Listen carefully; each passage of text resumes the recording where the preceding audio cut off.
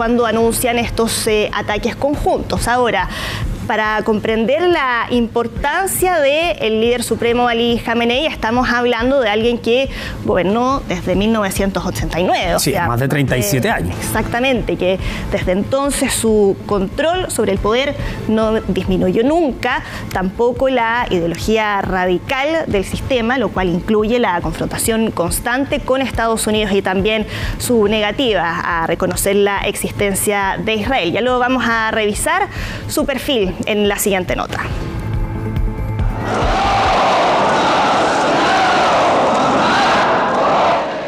Las ovaciones del público eran para el recién nombrado presidente iraní, Ali Khamenei. Son unas de las primeras imágenes públicas de quien por historia siempre es la figura clave del régimen, Ayatollah Khamenei, el implacable líder supremo de Irán hace 37 años y principal objetivo de los ataques de Estados Unidos. Defenderé la revolución islámica del Ayatollah Khomeini contra la desviación, el liberalismo y los izquierdistas influenciados por Estados Unidos. Khamenei juró como presidente ante el Parlamento el 13 de octubre de 1981. Nació en 1939 en Mashhad, la segunda ciudad más grande de Irán y un importante centro de peregrinación.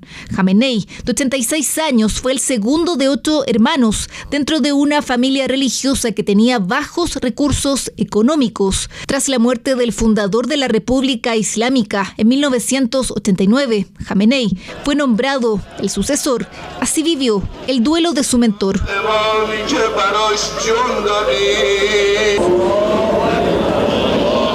Cumple el perfil de los líderes religiosos. O sea, el ayatolá es un líder religioso antes que nada. De hecho, varios politólogos y algunos expertos en regímenes de gobierno describen a Irán como una teocracia en la práctica. Es una figura central para sostener el régimen. El ayatolá es un cargo constituido en Irán que lo que le da es una primacía como de el primero entre pares para determinar ciertas cosas.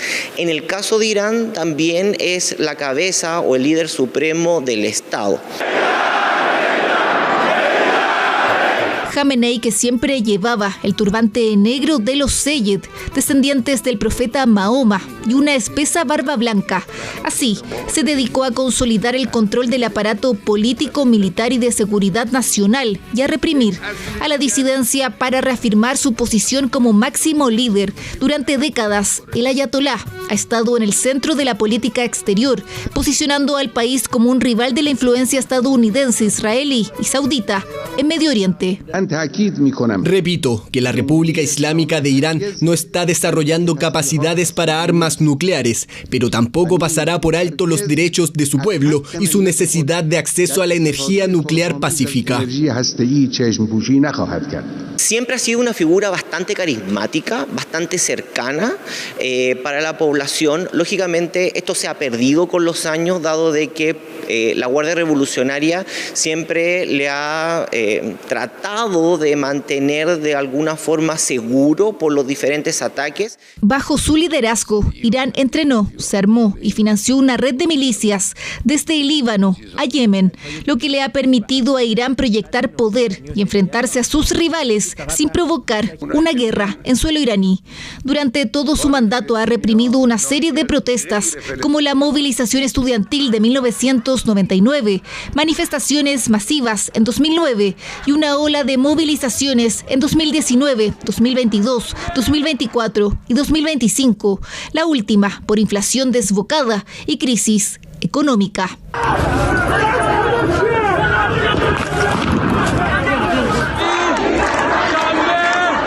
Digo claramente que estos disturbios e inseguridades fueron diseñados por Estados Unidos y el régimen sionista usurpador y falso. Tenemos que entender, y a veces nos cuesta a nosotros en este lado del mundo, en el hemisferio en que vivimos, no existe una separación de lo religioso de lo político, no existe la separación iglesia-estado, si tú lo quieres ver.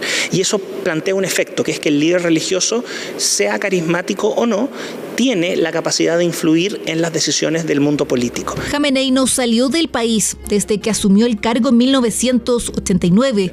Desde entonces, su control sobre el poder nunca ha disminuido y perpetúa la ideología radical del sistema, incluyendo la confrontación con Estados Unidos y la negativa a reconocer la existencia de Israel. El máximo líder de Irán, en lo religioso y político, gobernó por más de 37 años como el ayatolá. El objetivo de los estadounidenses, y lo afirmo clara e inequívocamente, con más de 40 años de experiencia en la República Islámica, es arrasar con Irán.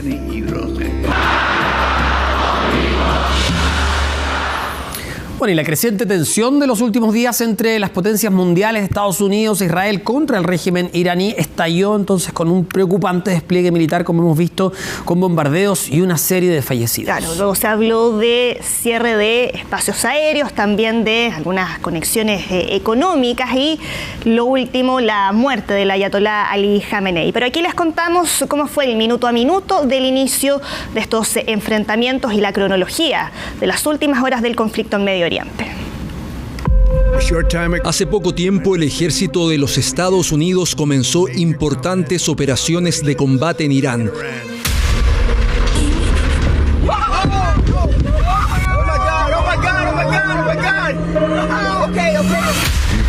El objetivo de la operación es acabar con la amenaza que representa el régimen del ayatolá en Irán.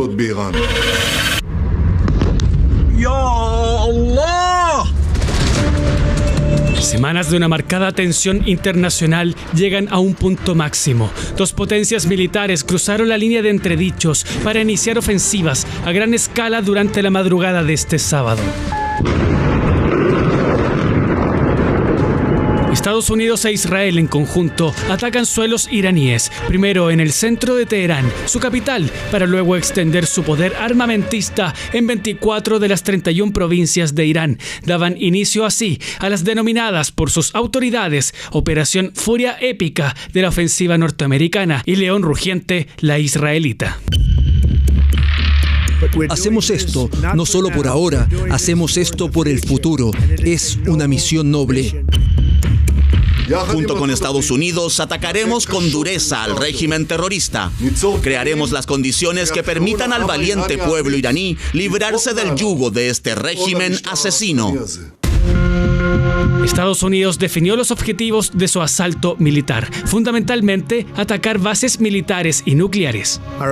Nuestro objetivo es defender a la gente americana eliminando inminentes amenazas del régimen iraní.